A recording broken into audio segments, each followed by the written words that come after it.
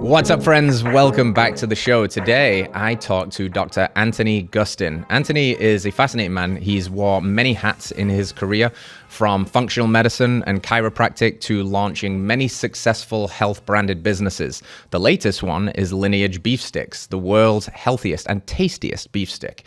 But we talk today about a lot of stuff that Anthony's not shared before on a podcast. I think you'll see a new and unique side of him. We talk about the challenges that we face in our culture, from a farming perspective, from a health perspective, from a worship of scientism and a disconnection from our personal truth, and what it means to really connect to that and thrive while solving these complex problems through the businesses that he builds and the message that he spreads about health.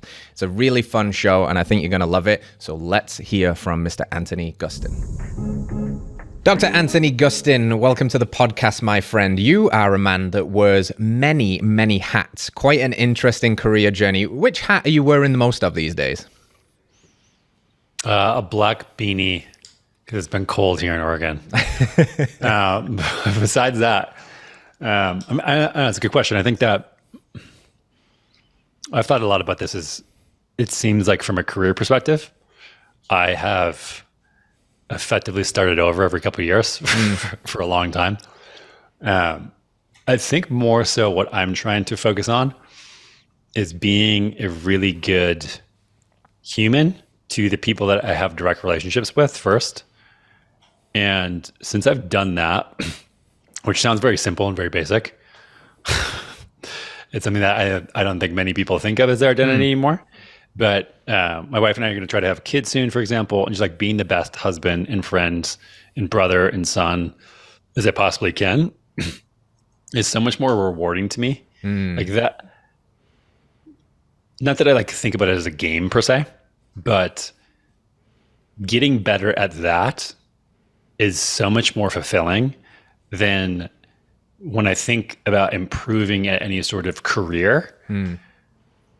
What I think about getting better at, and that is more like achievement based, which doesn't necessarily end up making me feel any better about my life at the end of the day. I think there's a lot when I think about work, like how can I be best of service and like help decrease suffering for people? And I have a different lens of how I think about that. Certainly like restoring natural environments for people, so that way they can thrive. Yeah, I mean, this is like why my podcast is called The Natural State. I just think the natural state of any organism is health. And I think we've just messed it all up. And so I think that if you look at my clinical career, farming, doing internet businesses, like everything in between, I think has generally focused on that. But I think still like me focusing on just being a good man as a core is probably the hat I'm wearing most. And then everything else kind of falls into place after that. I love that, man. What does that mean to you? What does it mean to be a good man? What does it mean to be a good brother, a son, a husband, a father, hopefully? I was just talking to a friend about this yesterday, and we have this weird culture, especially in the health space, physical health in particular, has been chewed down to so many reductionistic mechanisms and numbers. We try to, the only questions we're allowed to ask as a society anymore are ones that end with data and numbers. And the people that are most popular, especially in the health space, are the ones who will break down study X and tell you need to be in the sauna for, Y minutes at Z temperature to release some hormone by 8%. And I tried all of that stuff, and I would say like my health data got way better, but I was not any more fulfilled as a human. I wasn't enjoying my life anymore.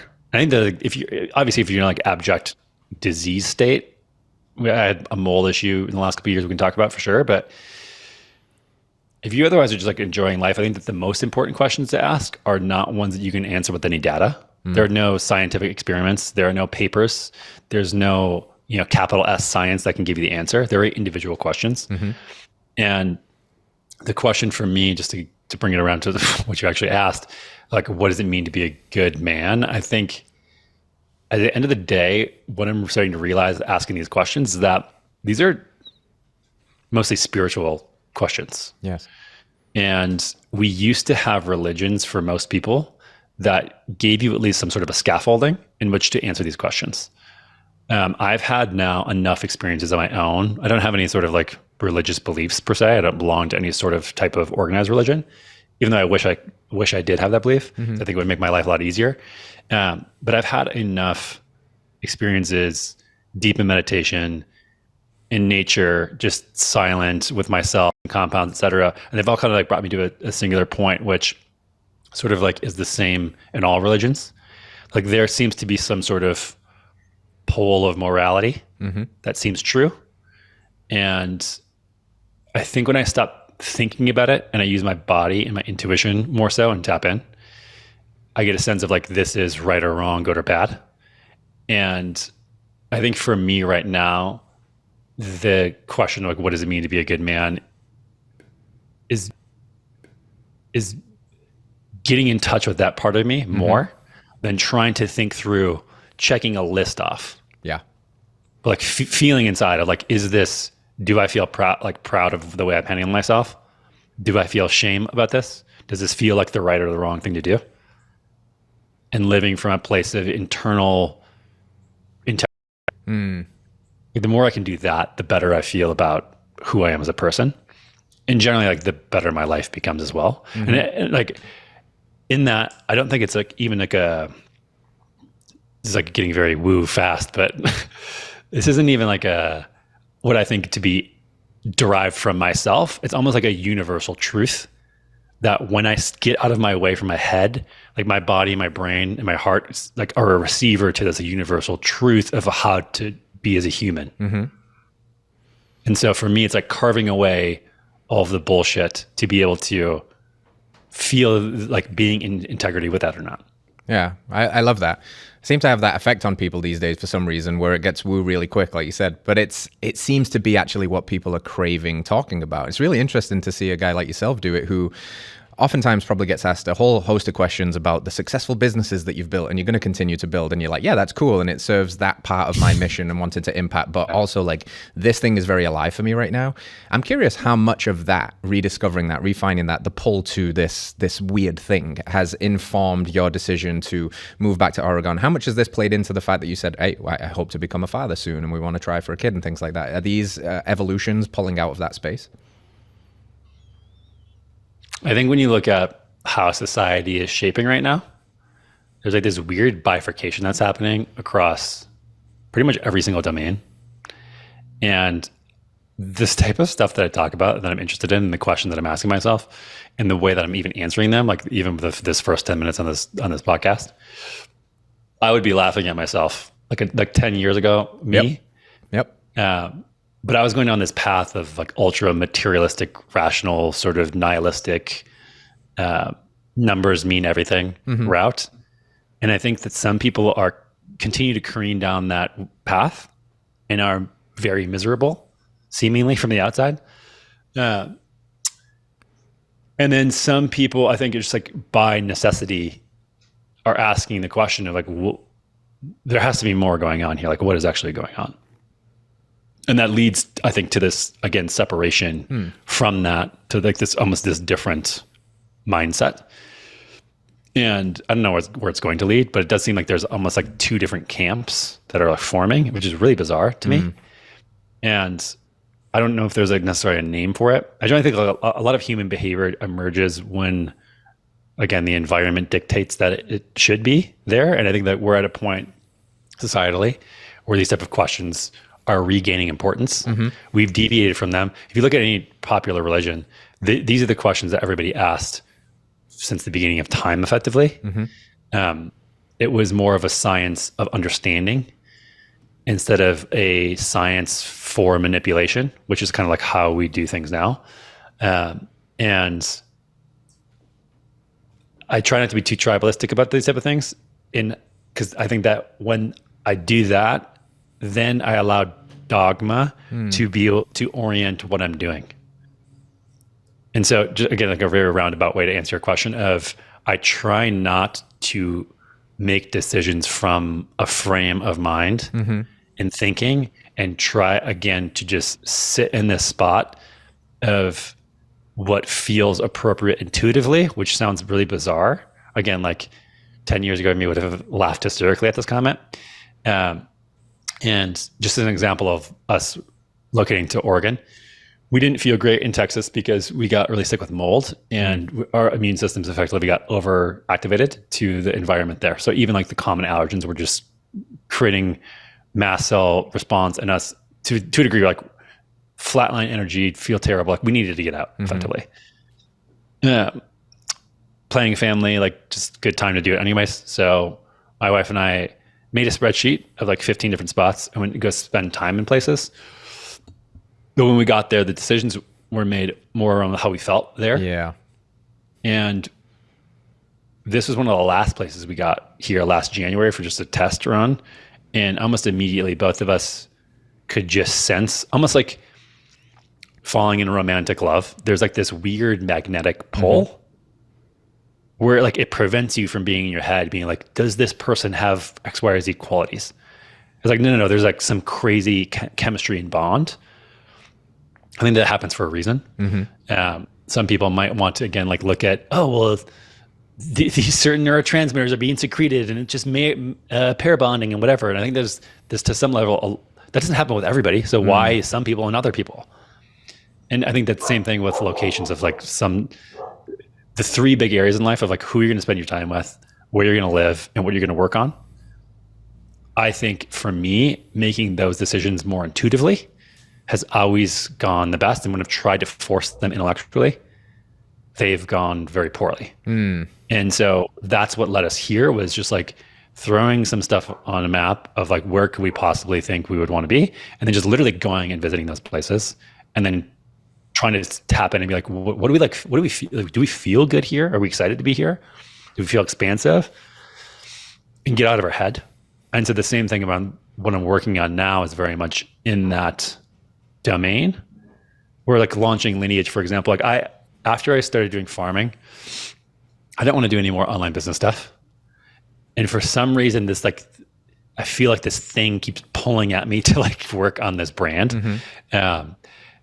And it's becoming more clear now, like, oh, this is like making sense how to like pull a lot of these things that I care about together in one thing, and like my past experiences. But it's been more of like when I get quiet and journal and reflect, again, when I try to get my brain out of it, these things sort of almost emerge as the obvious choice to me. And that's what I've tried to make it, not necessarily like, oh, like how am I going to decide exactly what I'm going to work on? If that makes sense. Dude, it makes total sense. And I think if you try and wrestle with this too much at the level of the mind is when it starts to feel like it doesn't make sense. Something I say a lot is not to ignore when the body speaks for what the mind thinks. And you mentioned a couple of, probably the trap of maybe the scientific materialist lens, which is the scientism of the guys that we love and endear, the evidence-based crowd, the Hubermans, the Leigh Nortons and the like. That's become their religion, right? If it can't be replicated in a materialistic 100%. Sense, if it cannot be propagated in the data, then it's basically you're talking out your butt. But at the same time, you're having a real lived experience as a person that has loved science and is maybe just viewing this as a different branch or a different arm of it. And I think that's really important. I think that, knowing is showing and feeling that and developing that relationship to get out of this, the monkey mind and a little bit more into the truth of what you're experiencing is hopefully what we all want at the end of the day, to trust that intuition. So I think it totally makes sense, man. I'm glad it's guiding you to do things that you feel more aligned with. Yeah. And I have no judgment towards people if they feel great and feel alive being obsessed with scientific mechanisms. Like, great. I'm just trying to figure out what works for me. Yeah. And that didn't make me feel like I had a whole human experience. Didn't feel like I had a rich human experience. So I kept looking, and this feels better to me than the other path did. So I don't think everybody needs to do it. Like I'm all about the individual journey, and this is mine, and that's all I can sort of speak for. Yeah. I also often think that a lot of the times we don't have ideas as much as ideas have us. They kind of sink their teeth into us and they won't let us go, and we can try and rationalize our way out of it, but it still like pulls at us and gnaws at us. And in a way, you've said there's a few things that have kind of been birthed through you as a result of that process. Lineage being the latest thing. What is it about that particular, you teased it a little bit, it's a culmination of a lot of these things, but what is it actually about that really excites you? Why was that a passion project that wouldn't let go of you? It's just some of these things where when I like think about what to focus on for learning generally, say like I try to like basically do big overview and figure out where I latch my teeth into. I'm like, oh, that's really interesting. And then I go a little bit deeper, and then like it's almost like this unraveling that happens. And the same thing that's happened when at least I think about the long-term possibilities of building a brand that has a meat supply chain, I think is one of the highest leverage thing to like just integrate at least what my experiences have been. So if you look at just like the 3 things I did prior to this, I was a clinician, helping people doing functional medicine stuff, sports rehab, et cetera. Then I scaled Perfect Keto, which was a company that helped people with ketogenic diets. That grew very large, sold that in 2021. And then I got a farm and was a farmer. Like throughout this, the question was, why are people so sick? How do you help restore normal human health? Mm-hmm. And it was very surface level in the beginning. And then through that, I learned all these different skills and experiences. And then it like brought me to how we're integrated with nature. And I don't think there's a better way than to get reminded of that on a daily basis. Obviously, like sun, light, that type of thing is like very constant, but we also have to eat multiple times a day. And how we eat and how we extract from the environment. Like the sun thing is, I think, core as far as restoring our environment, but it's not necessarily like very actionable. And so no matter like, yeah, we have lights on the inside of our house, but it's not really like, that's not causing the issues.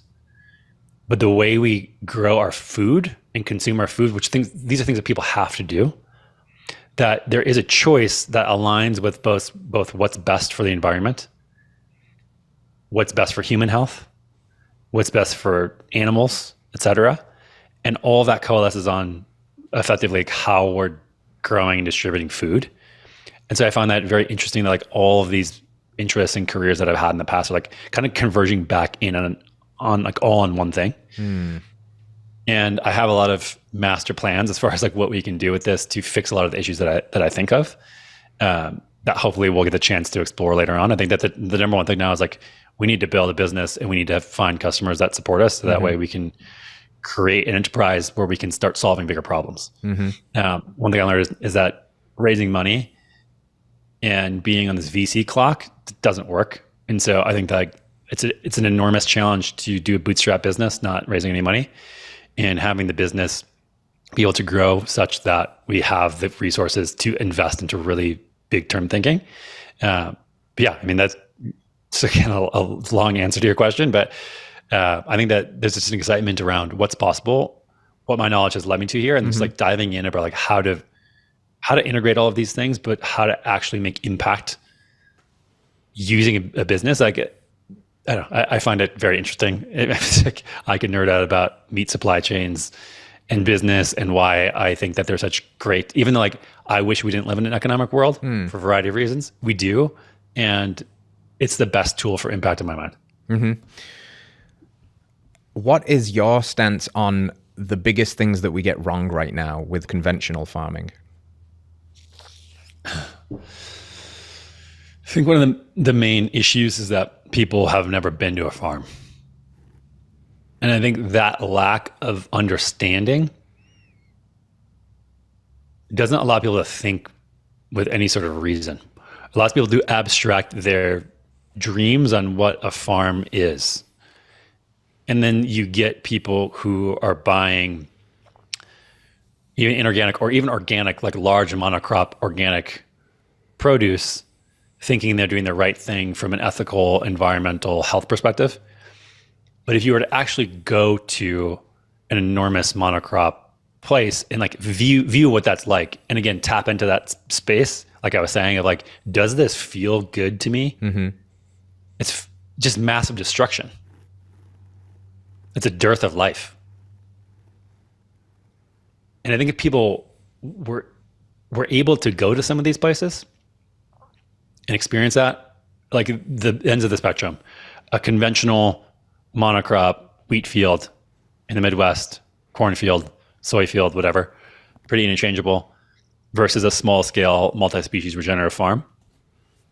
And then you could have an understanding of not only the land, the biodiversity, the just like when you go into wilderness and go to like a national park and you step outside and you just have this like feeling of awe of how incredible nature is what you can feel on one end of the spectrum. And if you go to the other one, is like going to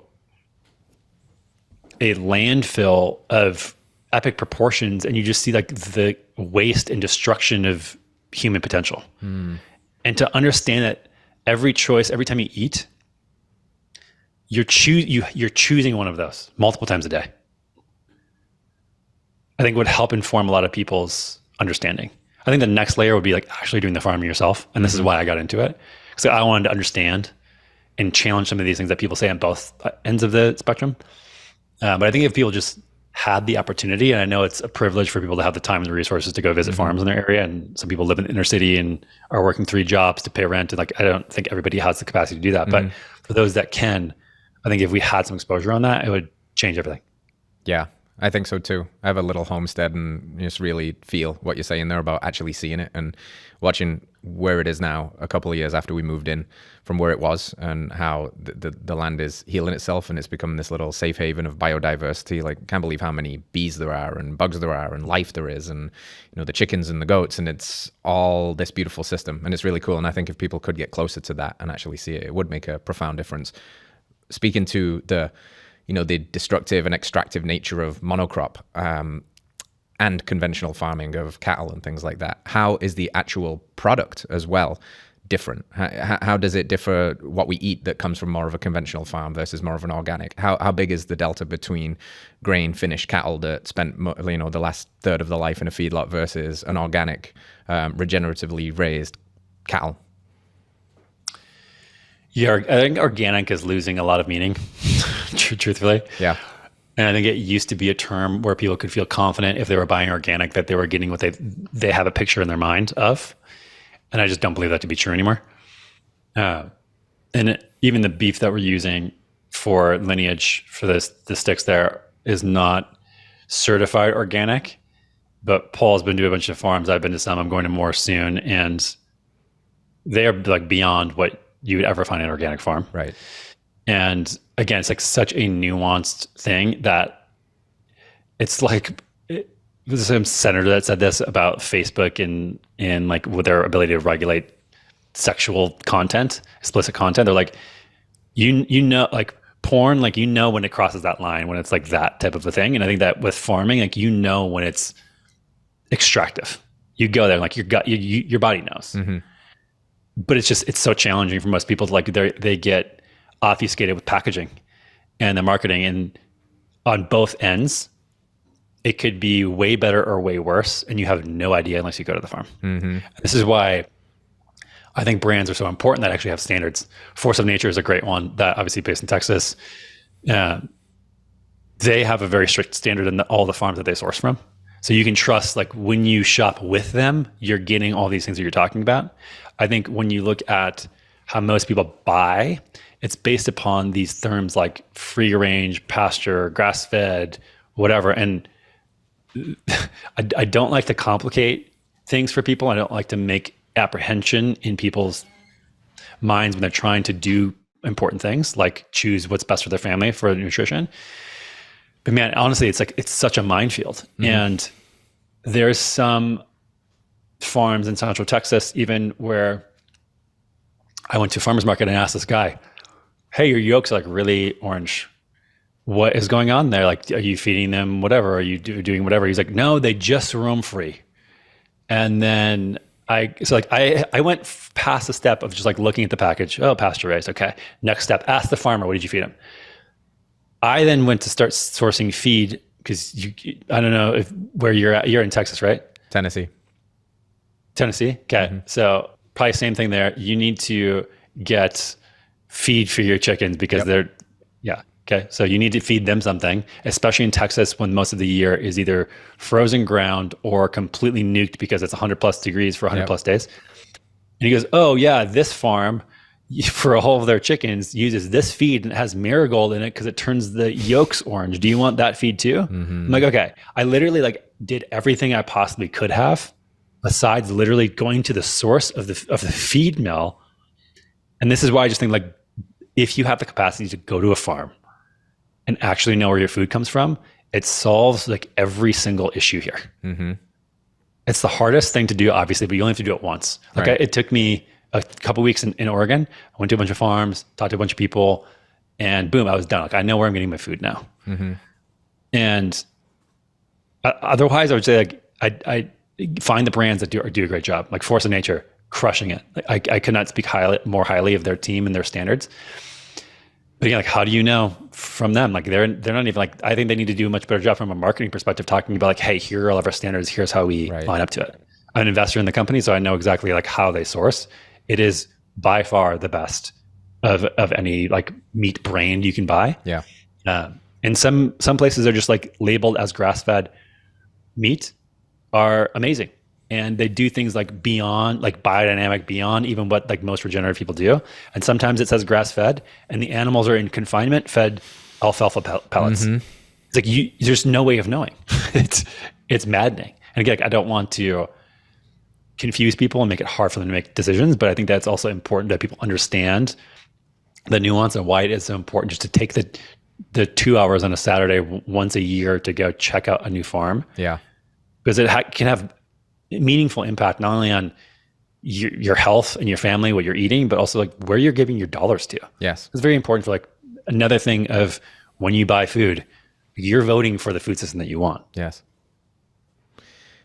We've had Taylor on the show, and he's incredible, and Force of Nature is an unbelievable brand. They are epic in every sense of the word. And it is a bit of a tragedy that there's so much, whatever you want to call it, chicanery, greenwashing, straight up lies sometimes, like even sometimes going with the intent of shaking the hand that feeds you. You can ask them a question and, they might, spin a little white lie or whatever it is. So, you've really got to participate in your food system if you can. And I asked Taylor about this too, because in an ideal world, I think, we'd all want to do that. And like you alluded to, some people are just really busy and they're kind of a little bit more in survival mode, and they don't have this luxury. For those of us that can vote with our dollar, it's really important that we do, because we create kind of new incentives, and that will, steer the ship a little bit.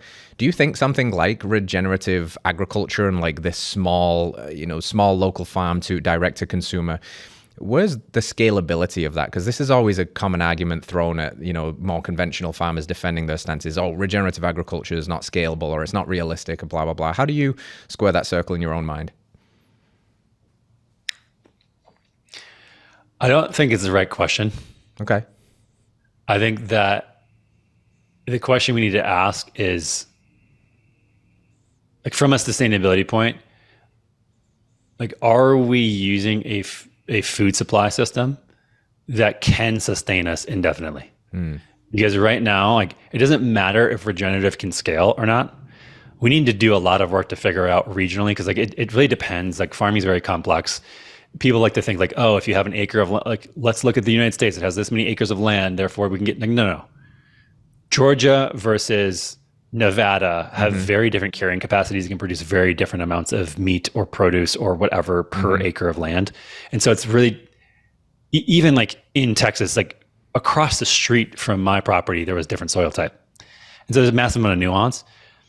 But what's most important is that we are currently on a track where we're not going to be able to produce food, like, period. Yeah. And so are we optimizing to produce the most amount of food for the next 50 years and then not produce any food? Or are we looking to increase and like keep trying to figure out an actual food system that the more we invest into it and the more we eat from it, the more food that actually produces? Like, that is like, how long are we looking into the future here?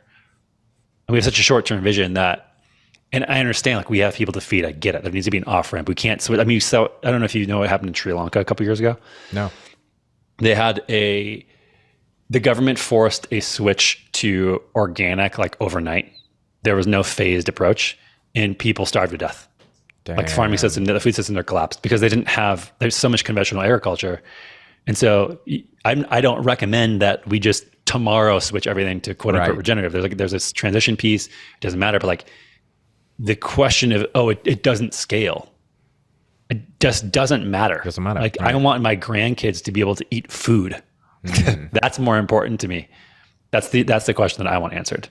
Do we have enough tests in enough different areas where if we have some severe something more severe than COVID happened, where we have way more supply chain issue, that like we know how to grow food in Central Oregon. We know how to grow food in Nevada. We know how to grow food in Maine and all around the world. Like we need to understand how to rely on a like truly sustainable food source everywhere in the world instead of this commodified weird thing where we ship only one product from one place in the world to the other place in the world.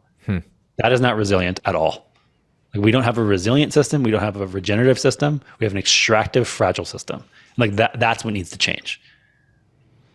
Are you aware if these kinds of conversations are happening at a higher level? Or is this just, again, is it just being pushed off in, I guess, what we're going to just figure out something miraculously in 30 years from now because the science will come and save the day? Or, you know, we're going to eat some kind of beige schlop Bill Gates burger forever? Or is this just, are we just kind of like blinkers on right now, feed as many people as we can, and we're just going to have to deal with that when it happens? I don't know. I don't know like any politicians, so it's hard for me to say. It doesn't seem like much is being done currently. There was just a big farm bill passed, and like a very small percentage was devoted to regenerative agriculture. And even within that, it was basically a game thing to keep pushing money through regenerative agriculture to corporations. That's effectively what our government at large does now. Is that it sets up these Ponzi schemes where we're taking money from the taxpayers, pushing it through the government, and just giving it to more corporations. Look at, for example, Ukraine war, et cetera. But I think about what I said earlier is I think humans are very adaptable. And my hope and my faith, I suppose, in humanity of like, we will figure it out when we need to. This author shaped a lot of my beliefs around this type of stuff. His name is Wendell Berry, like OG type of dude. His book, Unsettled in America, is like written in 1967. Like every single thing applies to today, but basically like around the decay of our society. Amazing writer. He's 88 now, I believe. I went to his place. I became pen pals with him, and I asked him what your hope is for our generation. And he said that he hopes that the crash doesn't happen all at once. Wow. And he writes this book in 1967, like everything he wrote in it came true. So I'm like, okay, this is not ideal. But yeah, I think like it's not going to look good when if we wait until we have to make a better food system, it's not going to look good. Yeah. But I think I think on a long time horizon, we will, just because we're adaptable. Like if there's no major catastrophe, like an asteroid hitting the earth, like we will figure out again how to be harmonious with our food supply. I still don't think we need to yet. And most things happen when we need them to happen. And then as far as like, is stuff happening top down? Like, I tend to believe that the World Economic Forum stuff, everyone thinks it's like a conspiracy to control people. I don't buy that personally. I think it's more about a monetary thing. And so like the way I think about like their proposals is probably, if we can do this, we can just make more money. Yeah. And then the second level is like, maybe they are thinking around where are things going? Things are becoming destabilized, and we probably do need to centralize food production to have like.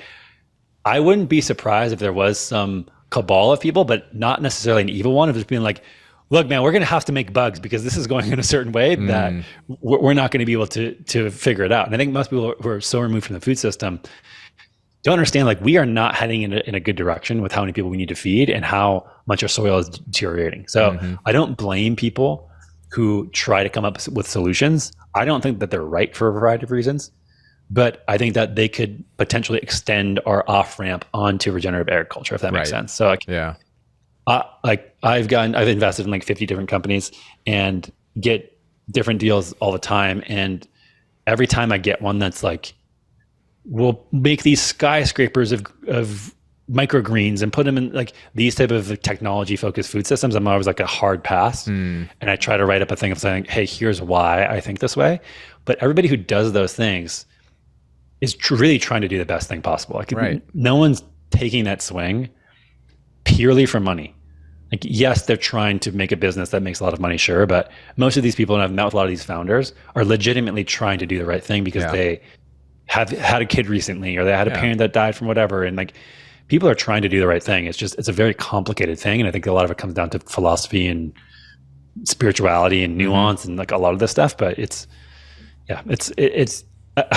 I hope a crazy thing doesn't happen in my lifetime either. But like, I don't want it to happen for my kids either. Like, Yeah. it's the fragility of our food system is real, and it's the thing that probably keeps me up at night the most.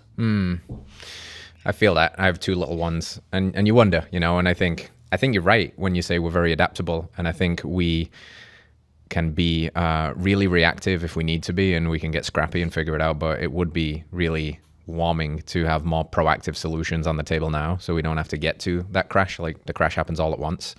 Because it's going to get humans just don't do that. Like, look throughout history. We're not good at planning for the future, period. Yeah. It's just the way it is. We're just not wired. Like, our environment was never wired in that way. Yeah. Like, we're wired for seemingly harmony in a lot of different cultures.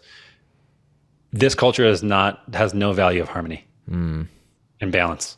And that's what's going to lead to the collapse and having to refigure everything out. I think we will figure everything out, like I said, but there's no sense of, I think that when you look at the obsession with scientism and going down that route, we've extracted ourselves from nature. Mm-hmm. And now we think we can, again, it's the science of manipulation and not understanding. We're no longer a part of nature. And if we are not a part of nature, we can't be at harmony with it. It's as simple as that. And then again, like, we're going to need to have a shift in culture and the way we view the world if we want to change our food system, I believe. And it is something that's going to happen again, until we need to have it happen. Yeah. Yeah. Well, I think we can both hope we are wrong, but I think we both feel that that's probably the way it's going to go. But it doesn't mean we're not going to go down swinging, right? It doesn't mean we're not going to try and raise our voice. It doesn't mean like we're not going to try and, or in your case at least, I haven't launched any amazing businesses yet. Maybe I will one day, but like, the things that you do and actually matter. You're trying to, steer the ship a little bit and be a voice of reason. How do we get people to give a shit about this stuff? How do we really do it? Is it just conversations? Is it leading by example? Is it, talking to communities? You've obviously been thinking about this a lot more than the average person. How do you get people to care?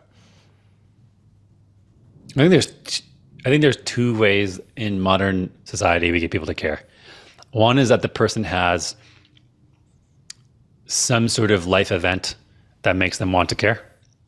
And then they start seeking out information. Maybe a health diagnosis, maybe a loved one dies, maybe they have a child, whatever. That's a big category. And I think that's why content is generally so important, because people don't, like, if they don't have the need or desire or want to change or curiosity, they're not just going to like seek out stuff like this and listen to this podcast. Mm-hmm. Like, something likely needed to have happened at some point for people to be like on a quest of curiosity regarding this topic. So I think like that's something that you can't really determine. That's just the pinball machine of life. People are going to have their different events and they're going to have that. This is why I think businesses are so interesting, is because I think another way to open the conversation is by giving something to somebody that's better than what they're already consuming for whatever reason. And so if somebody is taking a supplement or eating a food product, I mean, it's like a model that Elon Musk has used for a lot of his companies, Tesla in particular, of like, if I want people to switch to electric cars, I can't just make a car. It needs to be the best car. Right. And the same thing like we're trying to do with Lineage and many products, and what I've tried to do with other businesses as well. It's like, we're not just making a meat snack. We're making like the best tasting meat snack. Mm-hmm. And then also like the best feature one and the best sourced one. Mm-hmm. So that way people, they can change a habit because they go, oh, I'll have this because it appeals to like my intrinsic motivation as a human to just have the best thing. Mm-hmm. The thing that tastes the best or has whatever intrinsic motivation for them, and then switch them and like then start educating them on that back end. I think that there's like the two avenues you can get people on. Like, give them a better thing that they're already using, or be there for them and give them information when they're looking for it because of a life event. It's kind of like how I think about it, at least. Yeah. I like that a lot. And I like the fact that the products that you birthed into the world are also, the best tasting meat stick in this example, but they're also better for the other topics we're talking about here. They're actually putting your money where your mouth is. You're investing in building better supply chains, regenerative agriculture. But the other one I wanted to come back to as well, like, the motivation is often in the desperation, if you will. It's the change, like something's broken, something's not working. Maybe I got sick from mold. Maybe like my adrenals got fried. I had a midlife crisis, whatever it is. That seems to be a catalyst for a lot of people to seek information. You've been on quite your personal journey too. Talk to me. I want to, because it's a super nuanced topic, and it's getting a lot of popularity now, this mold thing. And you mentioned how it kind of, smacked you guys pretty hard and put you down. What have you learned about that and dealing with mold? Sometimes there's just nothing you can do to be healthy. Taught me a lot of surrendering and patience. Oh, brutal. So brutal. Gave me a lot of compassion for people. I think that I was really overweight and unhealthy when I was a child. And then I learned early that I could change my health and sort of like be in control of it, which I think was a very bad thing to learn that early. It was good because I was healthy, but it gave me the attachment to my physical health. And then when I was a clinician, there was a lot of times where I like want to just shake the shit out of people and be like, just do this thing, like you're in control. Right. And then realize going through this process, I'm like, it's not always that simple. And there's a lot of times where like you are not in control. Either from misdiagnoses, just how long it can take for a body to heal, confusion, lack of guidance from experts, and just how harrowing that several year period can be in a chronic disease state. And for some people, decades. Like I have so much more empathy now going through that experience. What else have you changed your mind on your own journey? I believe that, maybe you used to lean more ketogenic and you've updated your stance on that. What else have you learned on this journey?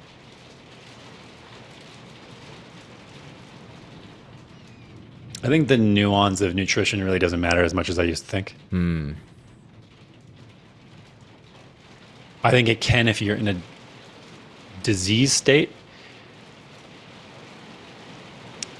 But really, like, if people just eat food that I think get a farmer's market around them, I think it solves so many problems from a nutritional perspective. Yeah. But I think that that's just one leg on the stool, and that there's so many other things of recreating what a normal human environment should be. I'm thinking about, like, just from a point of survival, what that looks like. Like, yeah, food is obviously a huge part of survival, for sure. And eating the wrong foods is going to like put you down an even worse thing. And if you get like starving to death is probably much easier. Obviously, it sucks because you die, but it's much easier than suffering for 60 years with chronic diseases, right? To some degree, right? Right. So it's like killing you in some way if you don't have the right food. So getting the right food is important, clearly. What are the other things core about survival that most people get really wrong? Shelter is one of them. And people have toxic homes, for sure. Yeah. And like this has been an obsession of mine now, of just how crazy our living, or how normalized and how crazy it got to just be loading our environment with toxic things nonstop. And another one is security. And I think security is really hard to regenerate in modern day. I think that there's a couple different levels to it in like a modern sense. One is financial. Getting financial security now is so hard. Yes. It's like it's never been harder, but also more attainable and easier at the same time. Right. Like so many more people are born into really rough situations. The minimum wage in the United States is still $7.25, which is mind-blowing to me. But at the same time, you could use the internet to like get financial stability. So it's like a really unique time. But most people are like born into a trap. But then the security around community, I think we're programmed to have this sense of, I have these skills and contribute in this way. And that's okay, even if I become incapacitated, because the people around me are going to take care of me because they also have complementary skills. And there's like a contribution in safety in community and relationships that we just don't have anymore. But I think there's, again, like this is so much more important and just as important to me as food. Yeah. Like in the physical health realm, you have food as like one of the many, many things. And then besides physical health, you have like mental, emotional health, relational health, spiritual health, and all these other things. And so I just think it's like, yes, it's important. We do it every day, blah, blah, blah, blah, blah. But I just think people overthink it, man. And like if people just eat real food that spoils, a lot of that's going to solve itself out. Yeah. Getting to the 80-20 is going to have like, and then going on to the next thing. going to have much more payoff than tweaking amount of like 30 grams of carbs or 100 grams of carbs.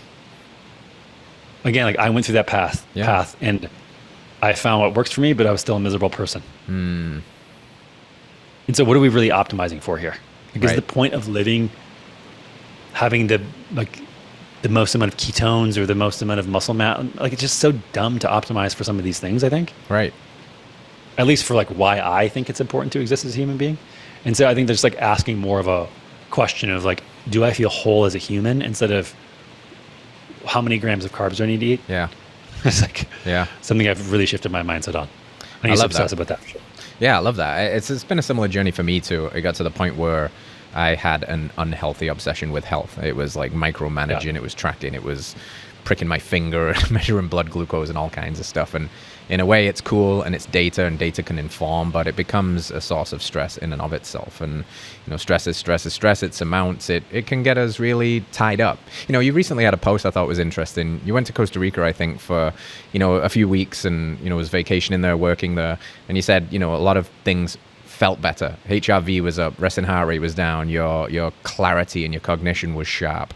I'm guessing that the food didn't change that much. I mean, I'm sure it was hyper local and all of that stuff, but what else? Like those are some other like less hidden, less sexy metrics. Was it the light? Was it the grounding? Was it all of the above and something else? I've made a spreadsheet and I'm testing this stuff in Bend to see. Nice. I mean, this is where I think this stuff is fun. Yeah. It's interesting to me. Like I don't obsess about it anymore. I think that to some degree, the data obsession and the managing health is almost like a rite of passage from a standard American lifestyle out to the other side. Right. And it's like, I don't judge people I don't recommend people not do that for any reason. I think that if you do it long enough, you'll realize it's not the answer, but then it's almost like you have to do it to get through. But then it's still like interesting for me to look at this stuff. And I think there's so many variables. The ones that seem to be most impactful for me, which is like weird because it's winter. It's not coming out of winter now. It's like we've had some 70-degree days in Bend, but I'm definitely outside in the sun way less. I'm going multiple walks a day, and I'm probably like 4 hours outside a day. But I was outside effectively 100% of my day because I had slept inside in a room. The sun was down, but otherwise I was like literally outside all of the time. And we used to have things built into our environment that would correct for that in climates or latitudes like this. We would be sitting around fires that had different levels of heat. We would be eating different foods, higher amounts of DHA, also like transmit UV light in the body very well. On and on. Like so many things that I'm wondering, like, can I compensate for that by having more infrared heat or light or red light? What are some of these things? Like that's a bucket that has been interesting to me. Yeah. Another one is EMF at large, but also just like grounding EMF, like electromagnetic radiation. Yeah. I think that radiation is used in a negative connotation, but I think it's just like what are those things doing? I think there's positive radiation for sure, and then negative ones like man-made stuff. And there's not much you can do at a certain point. I mean, I have some neighbors and they have a little bit of Wi-Fi, but I was at Paul's house and he was like obsessed about how low he got his EMF, which is great. Right. And I don't know, maybe that is the part, but like, I think it's all these things in one. Yeah. Are hard to parse out. So it's interesting. Like I don't have a bad life here per se. But it's always a curious thing of, I would love to be optimal, but I don't want to like ever stress myself out about it. Yeah. And so I try to like make sure that that line is never crossed. Right. And being okay, like very grateful for my life. I love my life and I love my environment and I love being able to get outside and do all this stuff here. But yeah, it was very curious to me to notice such a crazy change in the way I felt, but also just like health data was wild. Yeah, it's super interesting. And ultimately, like I guess the key word here is stress, right? Like as soon as the system is stressed, whether that stress is created because of our thoughts and then our thoughts are informing our physiology and our body, it's like the feedback loop.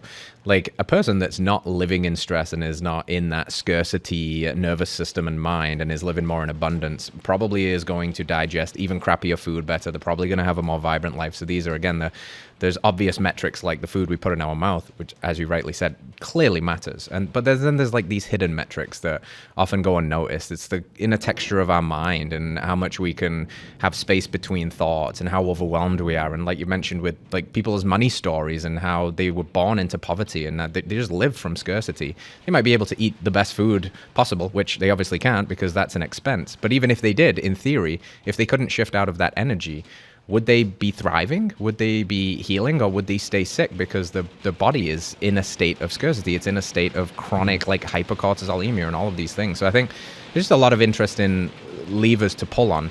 And I also, like to try and ground it in something actionable for our audience. And this would not be a surprise to them at all, but we've been really big about probably one of the biggest injuries to our metabolic health as it pertains to what we put in our mouth is seed oils. I'm curious what you would identify as the biggest culprit from what we put in our mouth that injures our health, and your take on the seed oil story. I think I don't know if you're going to like this comment, but I think it's individual. Okay. At least this is clinically what I learned, is that some people respond worse to some things than other things. And that's just the way it is. And I think that this is where you find these camps that are so convinced that seed oils are the worst. No, high fructose corn syrup is the worst. No, it's this, it's that. And I think it's all bad. I think like the more we process something, the worse it is for us. And I think that depending on microbiome, probably, just look at the genetic variability of people. Like Asian people have a gene that helps produce more amylase in their saliva to break down more starchy foods like rice. It's like there's an infinite amount of variability to that. And so to say like one food is particularly the worst for all humans, I try to, it's hard to, because we live in an age of short form content. Yeah, right. And you need to have the punchy clip. Give me the black and white answer. Give me the I try to, like, whenever I think that way, I try to pause and be like, oh, wait, I'm thinking too simple here. Oh, I love that. If I could only choose one thing to get rid of, I would probably choose seed oils at large. They just, for the most part, because they don't add anything. Right. Like there is no net positive. Right. There's only negative. The only net positive is cost. It's like the cheapest thing. And like I would say, that's actually a net negative because that means you have an enormous industrialized, centralized food product. But at least like with refined grains, for example, like refined wheat's pretty sweet, man. It's like makes some pretty tasty things. Refined sugar, same thing. Like makes some pretty good stuff. But refined fats into seed oils, like literally isn't better in any way. They don't smell better. They don't taste better. They don't look better. They don't make consistency better in anything. You get nothing out of it. So yeah, I think like it's only a net negative. There's no mouth pleasure. There's nothing good out of it. You get no nutrients. That's it. It sucks. So if I were to have to strike one food, I know that's not exactly the question you asked, but it's a very you're good forcing answer, me into one option. That's why I would choose mine. I like that. It's actually a really refreshing take on it. I knew that, but I'd never heard it articulated in that way, and I think that's really, really cool. And to keep playing this game, you're going to give me one answer of the next thing. No, like if you could loosely prescribe something from more of a lifestyle perspective that you think globally would benefit most people, if not all people. And you've got some clinical experience here too, so we've moved maybe from the diet realm into more of the practical lifestyle realm. What is something that you think people could really benefit from doing more of in that realm? Developing self-awareness. Probably the most highest leverage thing. So I think all those things that I talked about there's in physical health, there's X, Y, and Z thing, and then emotional health, and mental health, spiritual, like all this type of stuff. I think that some people clinically think of it really rigidly.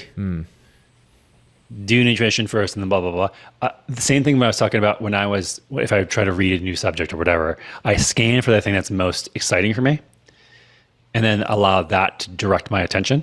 And I think that generally when people do the things that they're most motivated or interested in, they'll have the most progress. And so if I just say, go out and change your diet or whatever, or do this one lifestyle thing. It may be interesting for me at the time, but it might not be interesting or motivating for whatever person at the time. And I think that if you have self-awareness, you can strip away the stuff we were talking about earlier in the podcast of like figuring out what's true for you and stop looking at social media and figure out like, what do you need to change about your life? And like, I think that I've experienced enough. I have plenty of other friends who have done the same thing of like many years of like deep inner work, that answer becomes way more clear. And it's like a very potent tool to figure out what do I need to work on here? And for some people that might be nutrition, or some people it might be whatever. And some people it might be, I don't know, and I need to figure out like where my gaps are. But that just requires mapping of your own internal processes and like how you're living your life, which then will give you the direction of how you can best improve and live the best life. I love it. What are you using in particular? I think you mentioned a couple of them earlier on in the call. What are some of the things you're using to continually develop your self-awareness? I journal a lot. I do a lot of meditation. I think just like silence and nature as well is like a very underrated tool. It's just, we so rarely get any time in nature, let alone in nature, but also just with silence and solitude. Yeah. So like 1 or 2 times a year, I'll generally try to go to a cabin in the woods somewhere and not have any communication with anybody. And go completely off grid for like 4 days. I mean, I try to, like, I'm interested in things that humans have been doing for a very long time. I think there's like a Lindy effect, sort of, so to speak, with that. And vision quests and like going out by yourself just in nature and then coming back has been something that we've used across many cultures for a very long period of time. And I think that you can, now that I'm experienced with meditation and stuff like that, journaling, etc., I used to rely on tools like different sort of plant medicines to like have similar amount of self-awareness. I don't really need those tools anymore. I feel pretty good, but getting to the same spot, just using breath work is another one that I think is like very good for me, at least. Yeah, I mean, like it's the thing, man, all the answers are within. It's just like a very crazy woo thing to say, but like I truly believe it. Yeah. And it's tough because it's not necessarily quick. It's not a biohack. You can't put a headset on and have all the downloads immediately. You can do things that speed it up. Plant medicines can be really potent accelerant fuel there because they can kind of, give you years of self-development awareness in a few hours. And there are guides and there are people. But I think for the most part, you're dead on when you said it's mostly stillness and it's mostly in nature. And it's allowing the monkey mind to settle down enough so you can connect to the wise self within, the inner whisper, the intuitive nudge. And that's where all of the juice is. And that juice is worth the squeeze. I'm pretty convinced of that. But yeah, you're not just going to be able to 21-day yourself to monk mode or, eat this, exogenous ketone and get all of the downloads of the universe overnight. You kind of got to work for it in a different way. It's working in less of a classical nose to the grindstone. I'm going to put 60 hours a week in. It's just more of the being, more of the stillness. Yeah, I think that the appreciation that the mind is just a tool and not who you are. Yes. Your thoughts aren't you. And it's just something that you can use that helps you like navigate the world has been a big shift for me. And that allows me, when I sit down for stillness, to put down the tool. Yeah. It's like, okay, I don't need you right now. Thank you for everything you do. Exactly. I really appreciate you. Like, I don't need you right now. Exactly. And then when I do need it, I can focus and effectively wield it as a tool. I go, okay, I need to really use this thing now to figure out this problem set. Yes. Terrible that master. Reframe for me has been really huge. Yeah. And to be able to like get reminders that like I am not this thing in my head. Yep, exactly. Terrible master and a really great servant, and for sure we can use it or it's going to use us either way. So you might as well try and learn to use it a little bit and then alchemy, turn lead into gold, create great products. It's not necessarily about what you do, it's who you are while you're doing it. And I think a lot of that is the self-awareness. And I've thoroughly enjoyed this chat, man. I really appreciate your insights and everything that you do. And I think you're a really powerful and unique voice in this space. And I've had a lot of fun talking to you, man. So thank you very much. Before I, end the call, I'd like to hand it over to you for any closing thoughts. And of course, let people know where they can go to keep up with you and your work, or where you'd like to send them from here. Yeah, I mean, I appreciate the questions and allowing me to chat about this type of stuff. I mean, these are the things that interest me, and hopefully, I don't see a lot of these conversations happening in the health space, and it's very much still protocol based. Do this to get this outcome, and hopefully, there's people listening to this that had the same experience that I did, which was these are great, but for me, it's not the point of living. And yeah, I hope it's valuable. Thanks for bringing me on a little journey. And then, we're busy building Lineage and a couple other things going on. But just really appreciate the opportunity to be on the show. Yeah. Thank you so much, Anthony. Instagram handle or website that people could go to? Yeah, I think everything's at Dr. Anthony Gustin, and then email, which I haven't been sending lately, but I'm going to get back on it, is at my website, just dranthonygustin.com/thefeed, where I chew through a lot of this stuff as I'm learning these things myself. Yes. Sometimes there's just rambles. Sometimes I try to make things actionable. But hey, I've been working on through this thing. Here's all my crazy thoughts. But then here's something you can actually implement to try it out yourself. So that's a place where I think I go deep. And then podcast is the natural state as well. Amazing. Thank you very much, brother. I really appreciate you, and keep doing what you're doing. Keep kicking butt and keep changing the world. See you soon. Thanks, man. Appreciate it. See you next week, fam. Bye-bye. All right, friends, thanks for tuning in to another episode of Radical Health Radio. We got a fresh new podcast for you every Wednesday. If you enjoyed the show, consider liking, subscribing, reviewing, and rating us on your podcast platform. It helps to spread this message of radical health. We'll see you next week.